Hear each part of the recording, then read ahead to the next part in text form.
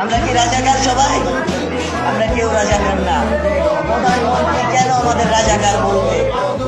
আমি আমার বাম পাশ, শরীরের বাম পাশ পুরো অবশ হয়ে আছে, আমি নাড়াচাড়া করতে পারতেছি না। 1952 সালের ভাষা আন্দোলন ও 1969 সালের গণঅভ্যুত্থান থেকে 2024-এর কোটা সংস্কার আন্দোলন, সবগুলো আন্দোলনের মূল উদ্দেশ্য ছিল একটি, সেটা হলো নিজেদের ন্যায্য অধিকার প্রতিষ্ঠা। আসুন সংক্ষিপ্তভাবে জেনে নেই কি হয়েছিল 1952 ও 1969 সালে আর কি হচ্ছে 2024 সালে। 1952 সালে যখন পশ্চিম পাকিস্তানিরা পাকিস্তানের একমাত্র রাষ্ট্রভাষা উর্দু হবে বলে ঠিক করলেন, তখন পূর্ব পাকিস্তানের ছাত্র সমাজ জেগে উঠেছিল তাদের মায়ের ভাষা বাংলায় কথা বলার অধিকার রক্ষায়। যেখানে 1952 সালের হিসাবে পাকিস্তানের সংখ্যাগরিষ্ঠ নাগরিক ছিল বাঙালি, যা মোট নাগরিকের প্রায় 54%। ওই সালের 21শে ফেব্রুয়ারি শুধুমাত্র উর্দুকে জাতীয় ভাষা হিসাবে ঘোষণার প্রতিবাদে বাঙালি ছাত্ররা সরকারের বিরুদ্ধে সোচ্চার হয়ে ওঠেন। সকাল 9টায় 144 ধারা ভঙ্গ করে ঢাকা বিশ্ববিদ্যালয় প্রাঙ্গণে জড়ো হতে শুরু করেন ছাত্ররা। ছাত্রদের 144 ধারা লঙ্ঘনের জন্য পুলিশ কিছু ছাত্রকে গ্রেফতার করে। গ্রেফতারের সংবাদ পেয়ে বিক্ষুব্ধ ছাত্ররা পূর্ব বাংলা গণপরিষদ অবরোধ করে সেখানে তাদের প্রস্তাব উত্থাপনের দাবি জানায়। ছাত্রদের একটি দল বিল্ডিংয়ের মধ্যে দ্রুত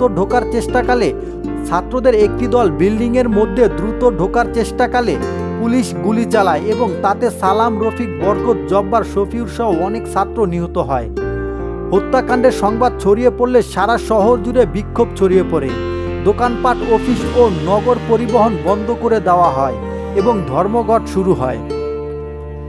আর 1969 সালে গণঅভ্যুত্থান ছিল পাকিস্তানের 23 বছরের ইতিহাসে অন্যতম উল্লেখযোগ্য ঘটনা।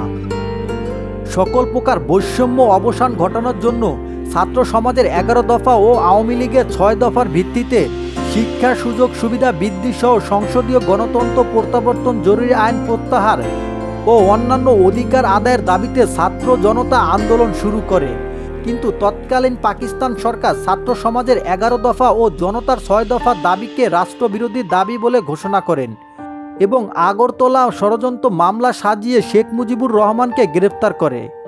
এর ফলে সমগ্র পূর্ব বাংলার ছাত্র জনতা আন্দোলনে ফেটে পড়ে এবং ধীরে ধীরে এই আন্দোলন গণ উত্থানে পরিণত হয়। আর 24শে জানুয়ারি হরতাল পালনের সময় ময়মনসিংহে 2 জন শহীদ ও 20 জন ছাত্র হতাহত হয়। ঢাকায় নবকুমার ইনস্টিটিউটের 10ম শ্রেণীর ছাত্র মতিউর রহমান ও রুস্তুম আলী শহীদ হয়। এবার আসি 2024-এর কোটা সংস্কার আন্দোলন বা নিজেদের ন্যায্য অধিকারের আন্দোলন। 5 জুন বাংলাদেশ সুপ্রিম কোর্টের হাইকোর্ট বিভাগ কর্তৃক 2018 সালে 4 অক্টোবর সরকারি চাকরিতে নারীদের 10%, মুক্তিযোদ্ধা কোটা 30% এবং জেলা কোটা 10% বাতিল করে সরকার কর্তৃক জারি করা পরিপত্র অবৈধ ঘোষণার পর শুরু হয়। 1952 ও 1969 সালের আন্দোলনের মতন 2024-এর আন্দোলনেও সাধারণ নিরস্ত্র ছাত্রদের উপর পুলিশ গুলি চালায়। এখন পর্যন্ত শেষ খবর অনুযায়ী 5 জন শহীদ হওয়ার খবর পাওয়া গেছে এবং শত শত ছাত্রছাত্রী হতাহত হয়েছে।